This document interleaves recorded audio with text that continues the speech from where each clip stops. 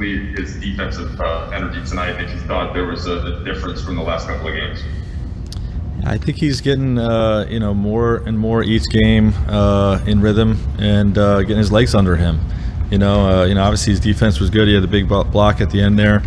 But I thought this was the first game since he's been back that he was really, really decisive, especially early in the game. I thought he set a great tone for us, knowing that Dennis and Braun were going to be out, that he was going to be in attack mode. And thanks for fixing that Zoom. Thanks for fixing that Zoom. I thought he set a great tone for us. But obviously, when Anthony's at his best, he's impacting the game on both sides of the ball, and that's what he did tonight. Frank, you went to Mark, of course, with Drummond got into foul trouble, and then Wesley back in the rotation with a couple of guys out. What did you see from them, and does that type of play, does that weigh on your mind anymore as you keep trying to figure out who's going to play when moving forward? Yeah, well, we got a deep team, and everybody has to stay ready. I was happy for Wes, to come in and perform the way he did on both sides of the ball, knocking down shots, but really playing some tough defense. Which we missed the last few games. I don't think our defense has been where we want it to be the last few games. And Mark and Wes are two of our better defenders. So to have those guys back in there set a great tone for us. And it's just one of those things, like, we're going to need everybody on this team. We have a deep team, and certain nights your number is going to be called, certain nights it's not. But a great testament to those guys staying ready. And just to follow up more specifically on Mark, for what you saw from him tonight on both ends.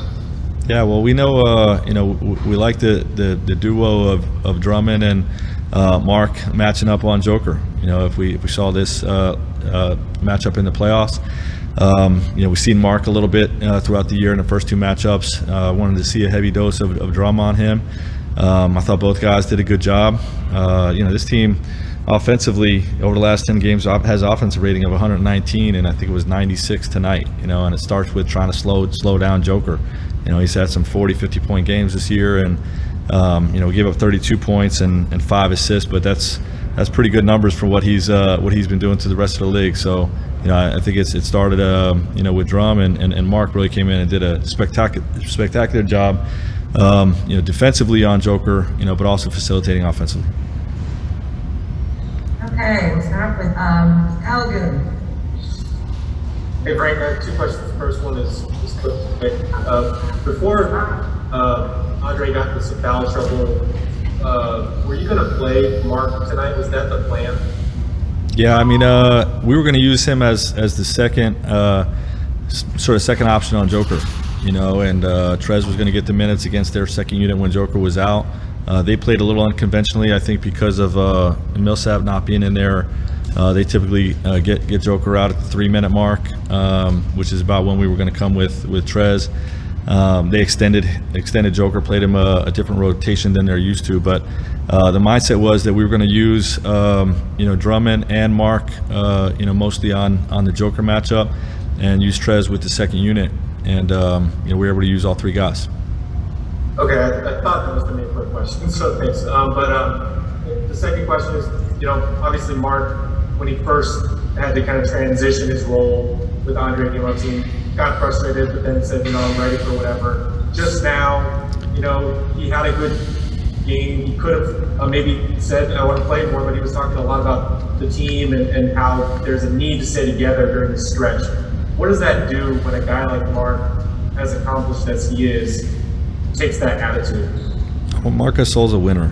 You know what I mean? And he understands what it takes to win at a high level, and that type of commitment and sacrifice, and whatever the team needs, attitude is what's necessary for us to win a championship. And that's what we're asking of him and all of our guys, really. And for him to be in that headspace and that having that attitude is just something that's really going to benefit us. Okay, Bill Oram, please. Frank, same on Mark. He has talked in the past, and I think you have too, about him being more aggressive when he has those minutes, being more aggressive offensively. Have you seen him take that to another level in his opportunities, basically since Drummond has got here? Yeah, I think so. I think there has been some games. I remember at Toronto. I think he had a 20-point night or something like that. But it's just part of the evolution of a guy, in his first year with a team. You know what I mean? You find your way. What I loved about Mark before we signed him was that he dominated us twice last year without scoring.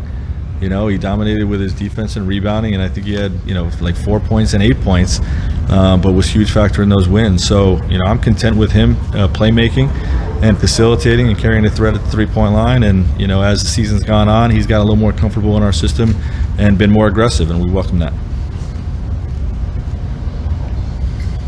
Okay, Dan Markey, please. Frank, he kind of compared himself to a fixer, and that's sort of his role on this team. He actually used a character from Pulp Fiction. But I'm wondering, how do you balance kind of knowing that he is successful doing kind of what you've asked of him now versus the balance of considering maybe using him more in different situations? Are you super happy with kind of the role he's in now? Is that kind of how you envision him? He's a hell of a weapon. You know what I mean? And, so is Drummond and so is Trez. These are what they call good problems for a coach. And, Drum's the guy that's newest here, so, I think it's important for him to get as many minutes as he can during this stretch, to get comfortable with everything we're trying to do, to look at matchups, and for us to figure out best ways to utilize his skill set, because we're going to need all three of those guys.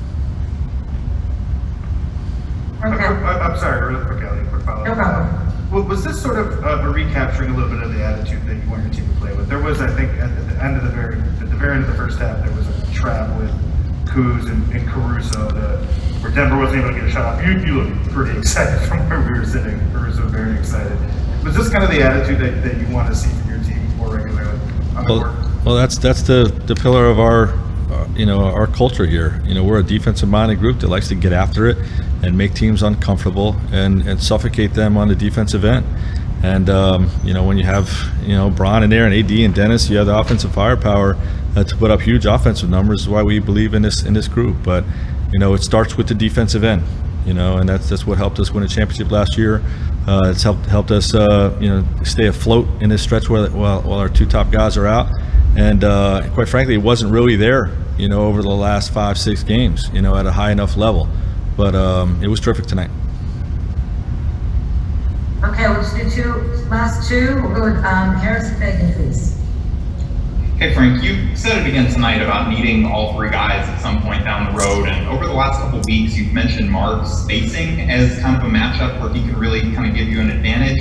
I was wondering what advantages specifically, or what kind of matchups do you feel like Drummond and Trez give you kind of an advantage in? Well, they're dynamic rollers, and if we want to pick and roll teams, and we can potentially do that less with no Dennis, no Bron, but those guys are dynamic rollers, and they provide a lot. They open up a lot of things for our perimeter guys, in that space. And obviously Drum's ability to match up with bigger centers like Mark, okay, are good matchups, and Trez's ability to punish small ball second units is probably the best way to use him. So they all have slightly different skill sets, but like I said, we're going to need all three.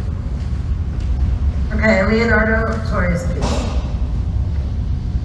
Hey coach, it's Leonardo Torres from Peru. Congrats on the win. Thank you. Coach, today you guys limited Nuggets to 25% of three-pointers and less than 100 points. How proud are you of tonight's defense of the team? Yeah, super proud. I mean, we haven't, I'm more disappointed in who we've been in the last 2 weeks, than proud tonight, but definitely proud of how we performed tonight. Like I said, over the last 10 games, this is the number one offense in the NBA since Murray's gone out. They've performed at a super high level. So for us to come in and hold them to 89 points is just a remarkable performance, and very proud of our guys.